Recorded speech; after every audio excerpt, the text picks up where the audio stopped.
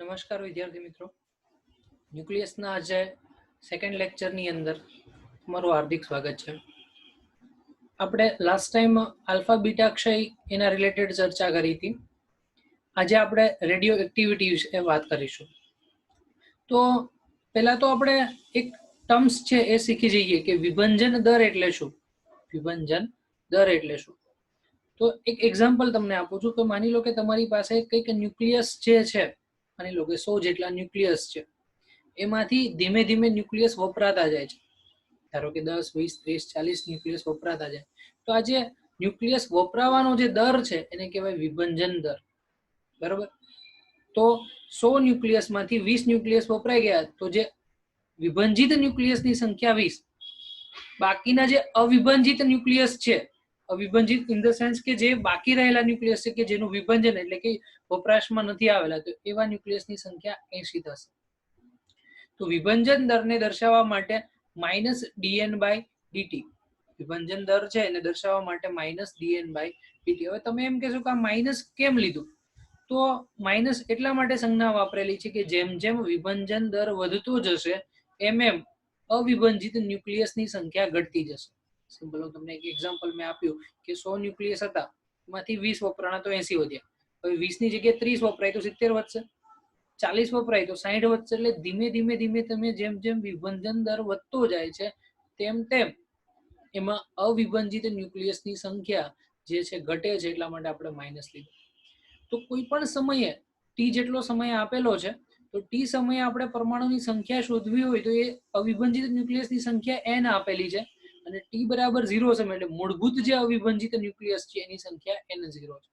યાદ રાખજો કે જે બાકી રહેતા ન્યુક્લિયસની જે સંખ્યા છે કે જે વપરાયેલા નથી એની સંખ્યા કોઈ પણ સમયે n જેટલી છે, અને મૂળભૂત જે અવિભંજિત ન્યુક્લિયસ છે એની આ સંખ્યા આપેલી છે n0. તો અહીંયા એવું કીધું છે કે -dn/dt સમપ્રમાણ n, ટી સમયે અવિભંજિત ન્યુક્લિયસની સંખ્યા હતી એના પર આધારિત છે.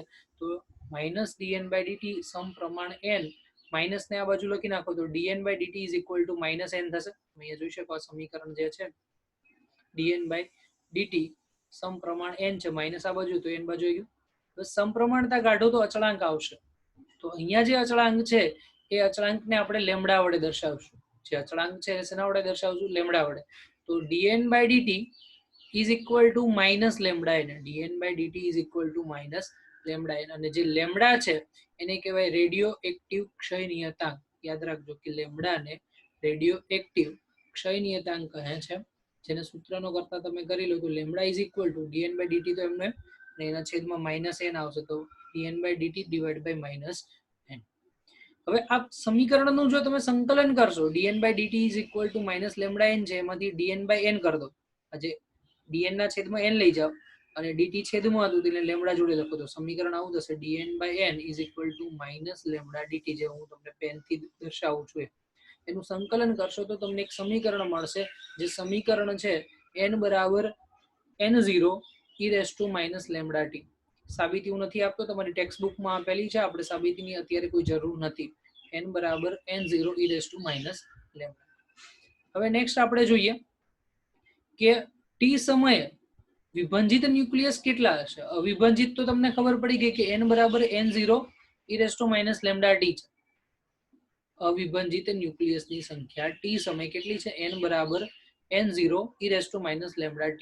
પણ તમને પ્રશ્ન એવું પૂછે કે કેટલા ન્યુક્લિયસ વપરાઈ ગયા, મતલબ વિભંજિત કેટલા થઈ ગયા એ શોધવાના હોય, તો ડેલ્ટા n શોધવાનો છે. તો ડેલ્ટા n બરાબર n0 - n, મતલબ કે મૂળભૂત અવિભંજિત ન્યુક્લિયસની સંખ્યા માઇનસ ટી સમય ન્યુક્લિયસ સંખ્યા, તો n0 - n. તો n ની કિંમત તો હમણાં સૂત્રનો કરતા કરીને સાબિત કરી, n0 e⁻ λt. આ બંનેમાંથી કોમન શું આવશે? n0 કોમન, તો વધ્યું શું? 1 - e⁻ λt. તો વિદ્યાર્થી મિત્રો, આ એક સમીકરણ જે છે વિભંજિત સંખ્યાનું, કોઈ પણ સમયે કેટલી વિભંજિત સંખ્યા હશે તેનું સમીકરણ કેટલું આવશે? તો ડેલ્ટા n બરાબર n0 1 - e⁻ λt. આ સમીકરણ યાદ રાખો. લેમ્ડાને આપણે કીધું ક્ષય નિયતાંક છે, અને ક્ષય નિયતાંક એ અવિભંજિત ન્યુક્લિયસની સંખ્યા સમય અને ભૌતિક કે રાસાયણિક પ્રક્રિયા પર આધારિત નથી. લેમ્ડા ક્યારેય પણ અવિભાજિત ન્યુક્લિયસ કેટલા છે એના ઉપર આધારિત નથી રાખતું, સમય કેટલો છે એના ઉપર અને રાસાયણિક પ્રક્રિયા પર કે ભૌતિક પ્રક્રિયા પર આધારિત નથી. તો તમે એક વસ્તુ નોટિસ કરી કે જેમ જેમ સમય વધે તો સમયના વધારા સાથે અવિભાજિત ન્યુક્લિયસ ઘટે છે, પણ વિભાજિત ન્યુક્લિયસની સંખ્યા વધતી જશે. તો બે આલેખ તમે જોઈ શકો, એક આલેખ ઘટાડાનો છે તો એ ક્ષય વક્ર છે, અને એક આલેખ વધારાનો છે તો એને ગ્રોથ વક્ર કહેવામાં આવે છે, વૃદ્ધિ વક્ર. બે વક્ર છે, એક તો ક્ષય વક્ર ઘટાડા માટે અને બીજો આલેખ જે છે વધારો થાય તો એને વૃદ્ધિ વક્ર અથવા તો ગ્રોથ કર્વ તરીકે ઓળખવામાં આવે છે.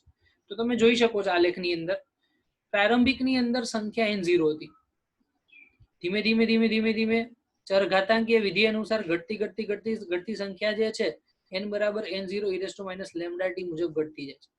પણ જ્યારે આપણે વાત કરીએ કે શરૂઆતમાં વિભંજન શૂન્ય હતું, વિભંજન વધતું વધતું વધતું વધતું તમે જોયો છો કે કેટલું થઈ જશે, તો n બરાબર n ડેશ બરાબર n0 કૌંસમાં 1 - e λt આ વધતો જાય. તો બે વક્ર છે ચોક્કસ બિંદુએ છેદે છે, એક નીચેથી ઉપર જાય ને એક ઉપરથી નીચે આવે, તો એ ચોક્કસ બિંદુએ છેદે છે. તો ત્યાં જે જગ્યાએ છેદે ત્યાં ન્યુક્લિયસની સંખ્યા n0/2 મતલબ કે અવિભાજિત ન્યુક્લિયસની સંખ્યા એના મૂળભૂત અવિભાજિત ન્યુક્લિયસની સંખ્યા કરતા અડધી થઈ જાય છે. તમે અહીંયા જોઈ શકો છો, બરોબર. અને એ સમય કેટલો હોય તો એના અર્ધાયુ સમય જેટલો, મતલબ કે જે આખો એની જીવન શૈલી જે છે એનો અર્ધાયુ સમય જે હશે એ અર્ધાયુ સમયનો મતલબ યાદ રાખજો કે જ્યારે પણ એમાં વિભાજિત ન્યુક્લિયસ અડધા થઈ જાય અને અવિભાજિત અડધા હોય તો એ જે સમયગાળો છે એને અર્ધાયુ સમય કહેવાય. તો ગ્રોથ દર અને ક્ષય દર બંને માટે જે જગ્યાએ છેદે છે ત્યાં ન્યુક્લિયસની સંખ્યા n0/2 અને સમય τ1/2 થશે. પછી નેક્સ્ટ એવું કીધું છે કે એક જગ્યાએ ક્ષય થતું થતું ઘટતું જાય, જ્યાં તમારા ન્યુક્લિયસની સંખ્યા n0/e જેટલી થશે, n0/e થાય તો ત્યારે સમય કેટલો હશે, સરેરાશ આવર્તકાળ જેટલો. અને ઉપર વધતું વધતું જે સંજોગોમાં તમારી સંખ્યા જે છે કેટલી થશે, 0.63 જેટલી થશે. અહીંયા 0.37 થાય, ઉપર કેટલી થશે 0.63, તો એ સમય પણ કેટલો હશે, સરેરાશ જીવનકાળ જેટલો એનો સમય હશે. તો આ આલેખ ખાસ યાદ રાખજો, આમાંથી તમને કદાચ ચાન્સ કરો કે એક ક્વેશ્ચન તમને આવી શકે નીટમાં. ઓકે, હવે ઇમ્પોર્ટન્ટ પોઈન્ટ્સ જે છે એનું એક ધ્યાન રાખવાનું છે. આપણે એક સમીકરણ તારવ્યું n બરાબર n0 e λt, n બરાબર n0 e λt. હવે એક કામ કરીએ, આપણે આ n0 છે એના છેદમાં n લઈ લો અને ઈ વાળું પદ છે એને પેલી સામેની સાઈડ ઇક્વલ ટર્મની સામેની સાઈડ લઈ જાય તો 1 છેદમાં e λt થઈ ગયું. તો 1 છેદમાં માઇનસ ઘાત હોય, અંશમાં જશે તો પ્લસ, તો n0 છેદમાં n is equal two e ની લેમ્ડા ઇન્ટુ ટી ઘાત, e ની લેમ્ડા ઇન્ટુ ટી ઘાત. આ તમારો જવાબ આવશે. હવે અહીંયા મેં થોડુંક ચેન્જ કર્યું છે. મેં શું કર્યું કે લેમ્ડા જે છે એને τ1/2 થી ગુણાકાર કર્યો, મતલબ કે અર્ધાયુ સમયથી ગુણાકાર કર્યો, અને ટી છે એને અર્ધાયુ સમયથી ભાગાકાર કર્યો. એટલે આ પદ તો કેન્સલ થઈ જ જાય, τ1/2 ઉપર અને τ1/2 નીચે કેન્સલ થઈ જાય, પણ કંઈક નવું મળશે એના માટે. તો તમને યાદ હશે કે વિદ્યાર્થી મિત્રો કે lambda is equal to 0.693 divide by τ1/2. તમને યાદ છે કે 0.693 ડિવાઇડ બાય τ1/2 બરાબર લેમ્ડા થાય, પણ τ1/2 અને લેમ્ડાનો ગુણાકાર કરશો તો કેટલો આવશે, 0.693. તો આ જે પદ અહીંયા છે ને લેમ્ડા ઇન્ટુ τ1/2 એ કાઢી નાખું તો જવાબ શું થાય, 0.693. તો e ની 0.693 ઘાત ઇન્ટુ ટી ડિવાઇડ બાય τ1/2 ઘાત. તો બે પદ ગુણાકારમાં છે, ઘાતની અંદર બે પદ ગુણાકારમાં હોય તો તમે ઘાતના ઘાત સ્વરૂપે લખી શકો. તો જો મેં અહીંયા લખ્યું e 0.693 ડિવાઇડ બાય τ1/2. જો ખાસ આ પદમાં ધ્યાન રાખજો કે જ્યારે ઘાતની અંદર બે પદ ગુણાકારમાં હોય તો એ પદને ઘાતની ઘાત સ્વરૂપે દર્શાવી શકાય. તો મેં અહીંયા ઘાત. હવે તમને એક વસ્તુ કહી દઉં કે e 0.693 તમે કરશો કેલ્સીમાં કે કોઈ પણ જગ્યાએ તો એનો જવાબ તમને મળશે 2. આ જવાબ કેટલો આવશે 2. તો 2 ની કેટલી ઘાત થઈ ગઈ, ટી ડિવાઇડ બાય τ1/2. તો n0 છેદમાં n બરાબર 2 ની ટી ડિવાઇડ બાય τ1/2 ઘાત. યાદ રાખજો આ સમીકરણ ઘણી જગ્યાએ તમારે ઇમ્પોર્ટન્સ દાખલામાં કામમાં આવશે. એટલે આ સમીકરણ એ રીતનું છે કે n0 છેદમાં n બરાબર 2 ની ટી ડિવાઇડ બાય τ1/2 ઘાત. ટી એટલે કે આપેલો સમય અને τ1/2 એટલે કે તમારો અર્ધાયુ સમય. ઓકે, હવે અર્ધાયુ સમય તમને ખબર છે કે τ1/2 બરાબર 0.693. પણ તમને ક્વેશ્ચનમાં એમ કે કે માની લો કે પહેલો અર્ધાયુ સમય હોય ત્યારે ન્યુક્લિયસની સંખ્યા n0/2 થાય, બીજો અર્ધાયુ સમય n0/4 થાય, ત્રીજો n0/8 થાય, ચોથો n0/16 થાય. એમ જેમ જેમ n અર્ધાયુ સમયની વાત કરીએ એમ ન્યુક્લિયસની અંદર સંખ્યા જે છે કેટલી થશે કે 2 ની n ઘાત પ્રમાણે બદલાતી જશે. ન્યુક્લિયસની સંખ્યા કઈ રીતે બદલાય? 2 ની n ઘાત પ્રમાણે બદલાતી જાય. તો અહીંયા જો આપણે એવું કહું કે લીધેલો સમય જે છે એ n ટાઈમ્સ ટાઉ અને હાફ છે. તમારો લીધેલો સમય જે છે એ ટાઉ અને હાફ ના n ગણો, મતલબ કે 10મો અર્ધાયુ સમય, 20મો અર્ધાયુ સમય, જેવી તમારી ઈચ્છા હોય. તો આપણી પાસે સમીકરણ છે, એમાં કિંમત લખો તો n બરાબર n0 e - λt. n બરાબર n0 e - λt. તો અહીંયા તમે કિંમત મૂકી દો, સ્મોલ t ની કિંમત તમે જે સાબિત કરી, તો n0 e - n into tau અને હાફ. તો તમે અહીંયા જો કે આ માઇનસ n છે ને એને આ બાજુ લખી નાખો છેલ્લે. તો લેમડા ઇન્ટુ ટાઉ અને હાફ ની કિંમત મૂકો તો કેટલી આવશે? આખી કિંમત લખશો e લેમડા ટાઉ અને હાફ, એને આપણે એવું કીધું કે 2 થશે. આ કેટલી કિંમત થશે? 2. તો 2 ની -n ઘાત થશે. અહીંયા કિંમત મૂકશો તો 2 ની -n ઘાત થશે. અને હવે આપણે આ ઘાત છે એને આખું પદ વ્યસ્તમાં લખી નાખ્યું. n/n0 બરાબર શું થશે? 2 ની -n ઘાત, એની જગ્યાએ n0/n લખો તો 2 ની n ઘાત થશે. તો n/n0 બરાબર લખશો તો 1/2 ની n ઘાત. તો તમારું જે આ સમીકરણ તમે દાખલામાં ઘણી બધી વખત ડાયરેક્ટ વાપરતા હતા, કેમ એમાં અર્ધાયુ સમય માટે કેમ આવે, તો એનું આપણે સોલ્યુશન અહીંયા નાખેલું છે. જે ખાસ ધ્યાન રાખજો કે તમારે દાખલામાં ઘણી જગ્યાએ શોર્ટકટ માટે ઉપયોગમાં છે. હવે નેક્સ્ટ છે સરેરાશ જીવનકાળ. સરેરાશ જીવનકાળ મતલબ એવું કીધું કે જેની કિંમત, સરેરાશ જીવનકાળની કિંમત 1/λ આવશે. અર્ધાયુ સમય માટે આપણે વાત કરી તો 0.693/λ, અહીંયા આવશે 1/λ. તો સરેરાશ જીવનકાળ દરમિયાન તમારા અવિભંજિત ન્યુક્લિયસની સંખ્યા કેટલી થાય? તો તમારા જે મૂળભૂત અવિભંજિત ન્યુક્લિયસ છે એના ઈમા ભાગના ન્યુક્લિયસની સંખ્યા થાય એને કહેવામાં આવે છે સરેરાશ જીવન. હવે આપણી પાસે એક્ટિવિટીનું સમીકરણ સાબિત કરવાનું છે કે એક્ટિવિટીનું સમીકરણ કઈ રીતે મળે. તો જે રીતે વિભંજન માટેનું સમીકરણ મળતું હતું એવી જ રીતે એક્ટિવિટીનું સમીકરણ શું હતું? n બરાબર n0 e - λt. તો n ની જગ્યાએ એક્ટિવિટી i કરી નાખો. કેમ? તો તમને અહીંયા સિમ્પલ સમજાવો. આ સમીકરણ છે n બરાબર n0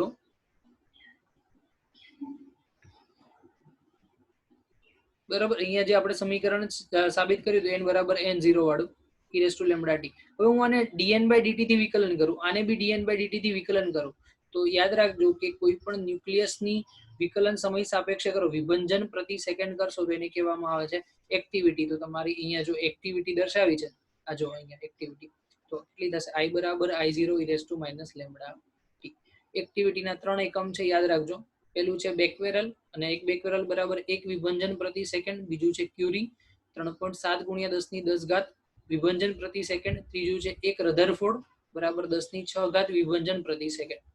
એક્ટિવિટીના 3 એકમ રધરફોર્ડ, ક્યુરી અને બેકવેરલ. બેકવેરલ એટલે 1 વિભંજન પ્રતિ સેકન્ડ, ક્યુરી એટલે કે 3.7 × 10⁻⁶ વિભંજન પ્રતિ સેકન્ડ, અને રધરફોર્ડ એટલે કે 10⁶ વિભંજન પ્રતિ સેકન્ડ. હવે એક્ટિવિટી સાથે કઈ કઈ રાશિને સાંકળી શકાય? તો અહીંયા છે n/n0. આજે i/I0 છે ને જગ્યાએ n/n0, i/I0 અને r/r0. r/r0 એટલે કે વિભંજન દર, કેટલો વિભંજન થાય છે એ, અને દળનો ઘટાડો, દળ ક્ષતિ છે, દળમાં જે ફેરફાર થાય, m/m0 = e - λt. તો આ બધી જ રાશિઓને તમે એક્ટિવિટી સાથે સરખાવી શકો છો. કઈ કઈ? તો એક તો ન્યુક્લિયસની સંખ્યા, બીજું એક્ટિવિટી, વિભંજન દર અને દળમાં જે ઘટાડો થાય છે, અને બધાની કિંમત કેટલી મળે? તો e - λt. આ સમીકરણ ખાસ ધ્યાન રાખજો, કોઈ પણ સંજોગોમાં તમારે કામમાં આવશે. હવે સરેરાશ જીવનકાળ પ્રમાણે આપણે ન્યુક્લિયસની અંદર કેટલી ટકાવારી છે, હું તમને એમ કહું કે તમારે અવિભંજિત ટકાવારી કેટલી છે અને વિભંજિત ટકાવારી કેટલી છે એ શોધવાની છે. તો ચલો એક કામ કરીએ કે સરેરાશ જીવનકાળ માટે કેટલા પ્રમાણમાં ન્યુક્લિયસ બાકી રહેતા હશે એ શોધીએ. તો સમીકરણ છે n બરાબર n0 e - λt. n બરાબર n0 e - λt. n ને અહીંયા તમારી કિંમત મૂકવાની છે, જે અહીંયા કેપિટલ n છે એની કિંમત. મેં તમને આગળ બી કીધું કે જ્યારે સરેરાશ જીવનકાળ હોય ત્યારે ન્યુક્લિયસની સંખ્યા ઈમા ભાગની થશે. કેટલી થશે? ઈમા ભાગની. પણ એ ચેક કરીએ, ટી ની કિંમત અહીંયા તમે મૂકી દો તો ટી બરાબર શું થશે? ટાઉ સરેરાશ. ટી બરાબર શું થશે? ટાઉ સરેરાશ. ટાઉ સરેરાશ મૂકશો અને લેમડા ઇન્ટુ ટાઉ સરેરાશનો ગુણાકાર આવશે 1. તો e ની -1 ઘાત થયું, તો -1 ઘાત ક્યાં આવશે? છેદમાં. તો n બરાબર શું થઈ ગયું? n0 ના છેદમાં 1, જે આપણે મેં તમને આગળ કીધું હતું એની સાબિતી મળી ગઈ. તો જ્યારે પણ તમે સરેરાશ જીવનકાળનો સમય મૂકો છો ત્યારે હંમેશા જે તમારા અવિભાજિત ન્યુક્લિયસ મળે કેટલા આવશે? n0 ના છેદમાં e. n0 એમના એમ, e ની કિંમત 2.718 ગુણ્યા 100%, તો તમે ગુણોત્તર લેશો તો 37% જવાબ આવશે. અહીંયા જવાબ છે કેટલો આવશે? 37. તો વિભાજિત કેટલા હોય? તો વિભાજિત બરાબર n0 - n. તો n0 100% અને આ 37, 100 માંથી 37 માઇનસ કરશો એટલે 63. પણ ધારો કે આપણે સાબિત કરવું હોય તો n0 ની કિંમત એમની એમ જ રાખો, n ની જગ્યાએ લખો n0 ના છેદમાં e. n0 કોમન 1 - 1/e, તો આની કિંમત તમે મૂકશો તો તમને આવશે 63% જવાબ. તો જ્યારે પણ તમે સરેરાશ જીવનકાળ લો છો, જ્યારે પણ સરેરાશ જીવનકાળ, ત્યારે હંમેશા અવિભાજિત ન્યુક્લિયસ 37% હશે અને વિભાજિત ન્યુક્લિયસ છે એ 63% જેટલા થઈ ગયા હશે. હવે એક ક્વેશ્ચન છે, બહુ જ સારો ક્વેશ્ચન છે અને એ ક્વેશ્ચન તમારે આઈએમપી ગણો તો પણ ઘણો જ કન્વિનિયન્ટ છે. તો તમને એવું કીધું છે કે બે પ્રોટોન કે દરેક પ્રોટોનની ગતિ ઉર્જા કે જેટલી છે. માની લો કે બે પ્રોટોન છે, બે પ્રોટોનની ગતિ ઉર્જા કે છે, બંનેને એકબીજાથી નજીક રાખવામાં આવે છે, બરોબર? એકબીજાની નજીક સામસામે મારો ચલાવવામાં આવે છે. હવે કુલંબીય અપાકર્ષણના કારણે એ સ્થિર સ્થિતિમાં આવે છે. કુલંબીય અપાકર્ષણના કારણે કેવું થાય છે? સ્થિર સ્થિતિમાં આવે છે. તો આ કે નું મૂલ્ય કેટલું હોવું જોઈએ? મતલબ તમારી ગતિ ઉર્જા છે કેટલી હોવી જોઈએ? અને પ્રોટોનની ત્રિજ્યા તમને આપેલી છે 1 ફર્મી જેટલી. પ્રોટોનની ત્રિજ્યા છે કેટલી? 1 ફર્મી. ફરીથી કહું, બે પ્રોટોન છે, બે પ્રોટોનને તમે સામસામે ફેંકો છો, તો બે પ્રોટોન ધનભારિત છે એટલે સામસામે ફેંકશો એટલે શું થશે? ધીમે ધીમે નજીક આવશે, પણ અપાકર્ષણના કારણે ફરીથી કેવા થઈ જશે? સ્થિર થઈ જશે. એટલે અપાકર્ષણ છે એના કારણે એ જે ગતિ ઉર્જા સામસામે આવતા ત્યાં સ્ટોપ થઈ જશે, સ્થિર થઈ જશે. તો અહીંયા એવું કહી શકાય કે બે પ્રોટોનની ગતિ ઉર્જા સ્થિતિ ઉર્જામાં રૂપાંતર પામશે. બે પ્રોટોનની ગતિ ઉર્જા સ્થિતિ ઉર્જામાં રૂપાંતર પામશે. હું તમને એક એક્ઝામ્પલ આપું.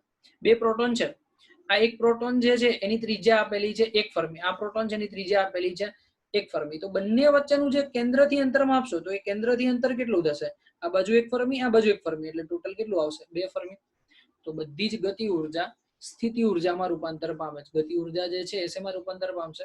સ્થિતિ ઉર્જામાં. તો 2k બરાબર શું લખી શકાય? u. 2k બરાબર શું લખી શકાય? u. તો આપણે જોઈએ છે કે તો u ની કિંમત તો તમને ખબર જ છે, બે કણ એકબીજાથી ચોક્કસ અંતરે હોય ત્યારે સ્થિતિ ઉર્જા બરાબર kq²/r. તો અહીંયા જો કિંમત મૂકો 2k એમનો એમ, u ની જગ્યાએ kq², k ની જગ્યાએ આવશે 1/4πε0 અને q એટલે પ્રોટોન, પ્રોટોનનો વિદ્યુતભાર e², અને છેદમાં બે વચ્ચેનું અંતર 2r થઈ ગયું. કેને સૂત્રનો કરતા કરું, આ બે છેદમાં જશે, અહીંયા બી બે છે તો અહીંયા શું થશે? e² ના છેદમાં 16πε0r. પણ મેં આના ભાગ પાડી દીધા 1/4 e² / 4πε0r ઇન્ટુ r. તો આ 1/4πε0 ને k કહેવાય. તો k ની કિંમત તો તમને ખબર જ છે 9 × 10⁹. તો ઉપર મેં લખી નાખ્યું 9 × 10⁹. આ છેદના 4 એમના એમ. e નો વર્ગ એટલે 1.6 × 10⁻⁻⁴ વર્ગ અને r એટલે કે 10⁻15. તો તમે જે ગણતરી કરશો તો જવાબ આવશે 5.75 × 10⁻14. તો એની ઉર્જા આપણે શોધીએ ઇલેક્ટ્રોન વોલ્ટમાં 360 કિલો ઇલેક્ટ્રોન, તો એપ્રોક્સિમેટલી આપણે લઈએ 400 કિલો ઇલેક્ટ્રોન વોલ્ટ. એટલે તમારા ઓપ્શન પ્રમાણે જે આનો જવાબ આવે એ કેટલું કીધું કે 400 કિલો ઇલેક્ટ્રોન વોલ્ટ. ચલો હવે વસ્તુ અહીંયા પતતી નથી. આ તો તમને સિમ્પલ એટલી ખબર પડી ગઈ કે બે પ્રોટોન જે છે સ્થિર સ્થિતિમાં આવશે તો આટલી ગતિ ઉર્જા હોવી જોઈએ. એટલે આટલી ગતિ ઉર્જા વડે કેટલું તાપમાન ઉત્પન્ન થાય છે એની આપણે ચર્ચા કરી. આટલી ગતિ ઉર્જા હોય તો એના માટે તાપમાન કેટલું હોવું જોઈએ? તો એના માટે એવું કીધું કે ગતિ ઉર્જા k બરાબર 3/2 kBT. આપણે તાપમાન શોધવાનું. ગતિ ઉર્જા k બરાબર 3/2 kBT. તો t ને સૂત્રનો કરતા કરો તો 2 છે ઉપર જશે, 3 નીચે આવશે, તો 2/3 k ના છેદમાં kb. તો 2/3 એમનું એમ. k ની કિંમત તમને અહીંયા જો મળેલી છે 5.75 × 10⁻14. તો મેં લખી નાખી. તો kb એટલે બોલ્ટ્ઝમેન અચળાંક. બોલ્ટ્ઝમેન અચળાંકની કિંમત છે 1.38 × 10⁻23. જો ના ખબર હોય ને તો બોલ્ટ્ઝમેન અચળાંક શોધવા માટેનું સૂત્ર છે r/n. બોલ્ટ્ઝમેન અચળાંક શોધવા માટેનું સમીકરણ છે r/n. r એટલે વાયુ નિયતાંક. વાયુ નિયતાંકની કિંમત તમને ખબર છે 8.31 અને n એટલે એવોગેડ્રો નંબર 6.022 × 10⁻23. તો એનો ગુણોત્તર કરશો તો જવાબ આવશે 1.38 × 10⁻23. આખા સમગ્ર પદનો ગુણોત્તર કર્યો તો જવાબ મળે છે મને 3 × 10⁹ કેલ્વિન. જ્યારે બે પ્રોટોન એકબીજા સાથે સામસામે 340 ની સ્પીડથી 340 કિલો ઇલેક્ટ્રોન 360 કિલો ઇલેક્ટ્રોન વોલ્ટની ઝડપથી ગતિ કરતા હોય છે ત્યારે તાપમાન કેટલું હોવું જોઈએ? તો 3 ગુણ્યા 10⁹. હવે વિદ્યાર્થી મિત્રો, સૂર્યનું અંદરનું તાપમાન, સૂર્યનો જે કોર ભાગ છે, ગર્ભ ભાગ છે, એનું તાપમાન 1.5 ગુણ્યા 10⁷ છે. તો એના કરતા આટલું તાપમાન વધારે છે, તો જે ક્યારેય શક્ય નથી. તો આટલી પ્રોટોનને તાપમાન મળવું એ શક્ય નથી. એટલે ઘટના માટે તમે જે ગતિ ઉર્જાની વાત કરી એ લગભગ તદ્દન ખોટું છે. ઓકે, હવે નેક્સ્ટ એવું કીધું છે, તમને એક વિખંડન પ્રક્રિયા આપેલી છે, યુરેનિયમની એક વિખંડન પ્રક્રિયા છે. એ યુરેનિયમની વિખંડન પ્રક્રિયા માટે તમારે ક્યુ ઉર્જાની ગણતરી કરવાની છે, કેટલી ઉર્જા મુક્ત થશે એ તમારે શોધવાનું છે. તો તમે અહીંયા જો કે વિખંડન પ્રક્રિયા માટે સમીકરણ કંઈક આ રીતે છે. યુરેનિયમ 92 235 એની સાથે ન્યુટ્રોનનો મારો ચલાવ્યો તો યુરેનિયમ ઉત્તેજિત થશે એટલે 92 236. એમાંથી 2 ન્યુક્લિયસ છૂટા પડે છે, એક તો સી 58 140 અને જેડાર 40 94, અને સાથે સાથે એક ન્યુટ્રોન છૂટો પડે છે. તો મારે ઉર્જા શોધવી છે. તમને ડેટા આપેલો છે, યુરેનિયમની જે દળ છે આપી દીધું છે, ન્યુટ્રોનનું દળ આપી દીધું છે, સી નું દળ આપી દીધું છે, જેડારનું દળ આપી દીધું છે. હવે શોધવાનું છે ક્યુ. તો તમને મેં આગળ પણ કીધું કે જ્યારે તમે ક્યુ શોધો છો તો ક્યુ શોધતી વખતે કેટલી ઉર્જા જોઈએ? તો અહીંયા સિમ્પલ આપણે યુરેનિયમનો મારો ચલાવે છે, યુરેનિયમ 92 236 છે. ધારો કે આ બંનેનું સંલયન આપણે કરી દઈએ, યુરેનિયમ 92 236 થાય. 92 236 ના ન્યુક્લિયસમાંથી તમને આટલી કિંમત મળે. તો અહીંયા તમને એક જવાબ આપેલો છે, યુરેનિયમ 92 235 ની જગ્યાએ આપણે અહીંયા યુરેનિયમ 92 236 લઈએ, એમાંથી 3 ન્યુક્લિયસ છૂટા પડે, એક સી, જેડાર અને ન્યુટ્રોન. તો મૂળભૂત આટલી ઉર્જા છે, એટલે મૂળભૂત આટલું દળ, એમાંથી 3 દળ છૂટા પડે. તો દળ ક્ષતિ શોધો તો ડેલ્ટા એમ બરાબર યુરેનિયમનું દળ માઇનસ સી નું દળ માઇનસ જેડારનું દળ અને માઇનસ ન્યુટ્રોનનું દળ. હવે તમને યુરેનિયમ 92 236 નું દળ 235.043 જેટલું આપેલું. તો અહીંયા જો લખો mu બરાબર 235.0439. એમસી નું દળ તમને આપી દીધું છે 139.9054. પછી તમને દળ આપી દીધું છે જેડારનું, તો એનું જેડારનું. તો જ્યારે નિપજ છે તો નિપજના દરેક દળનો સરવાળો, અને એ બધા જ દળનો સરવાળો કોનામાંથી બાદ કરવાનો? તો પ્રક્રિયકના દળમાંથી. તો પ્રક્રિયકનું દળ 235 જે આપ્યું છે એમાંથી બાદ કરો તો ડેલ્ટા એમ જે છે તમને મળે 0.22353. કેટલો મળે છે? 0.22353. તો તમારે ઉર્જાનું સૂત્ર શોધી નાખો તો Q બરાબર ડેલ્ટા MC².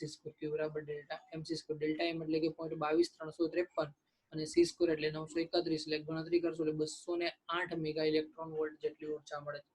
તો યાદ રાખજો વિદ્યાર્થી મિત્રો કે જ્યારે પણ વિખંડન પ્રક્રિયા થાય તો એમાં લગભગ near by 200 mega electron volt જેટલી ઉર્જા મળતી હોય છે.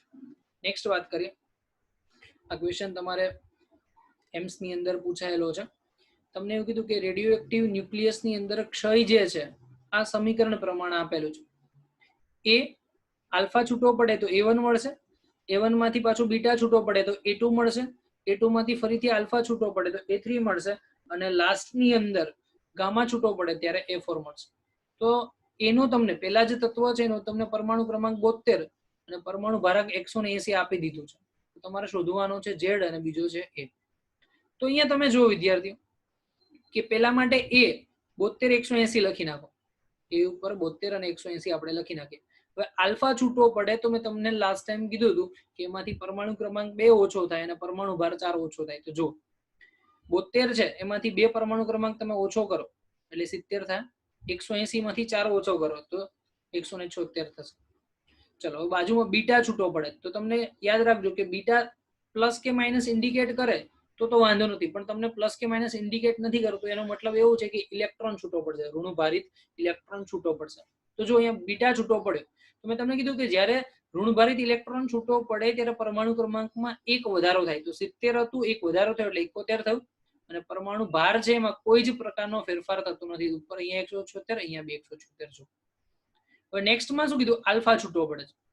હવે આલ્ફા ફરીથી છૂટો પડ્યો તો પરમાણુ ક્રમાંક 2 ઓછો અને પરમાણુ ભાર જે છે એ 4 ઓછો. તો જો 71 છે તમારો પરમાણુ ક્રમાંક અત્યારે, એમાંથી 2 ઓછો કરો તો 69 થઈ ગયો, 69. અને નેક્સ્ટમાં પરમાણુ ભાર 176 હતો એમાંથી 4 ઓછો કરો એટલે 172 થશે. અને છેલ્લામાં કીધું કે ગામા છૂટું પડે અને ગામા એકમાત્ર રેડિયેશન છે, એટલે રેડિયેશનમાં કોઈ જ પ્રકારના દળમાં ફેરફાર થતો નથી. પરમાણુ ક્રમાંકમાં બી ફેરફાર થતો નથી, એટલે જેવું ને જેવું પરમાણુ ક્રમાંક અહીંયા હશે એટલો જ અહીંયા બાજુમાં લખી દેવાનો. તો જો અહીંયા 69 છે, અહીંયા 69, અહીંયા 172 છે, અહીંયા 172. તો A4 ની અંદર તમારો Z 69 મળશે. Z એટલે કે પરમાણુ ક્રમાંક 69 મળશે અને A એટલે કે પરમાણુ ભાર જે 172 મળશે. તો વિદ્યાર્થી મિત્રો, આજના લેક્ચરમાં આપણે આટલું રાખીએ. નેક્સ્ટ લેક્ચરમાં વિવિધ જે પ્રોબ્લેમ્સ છે દાખલા સાથે આપણે એને સોલ્યુશન કઈ રીતે શોધવું એ જોઈશું, અને વેરાયટી વાળા દાખલા ઘણા જે તમારે ઇમ્પોર્ટન્સ છે એ ટ્રિક સાથે આપણે જોઈશું. Wish you all the best. જય હિન્દ, જય ભારત.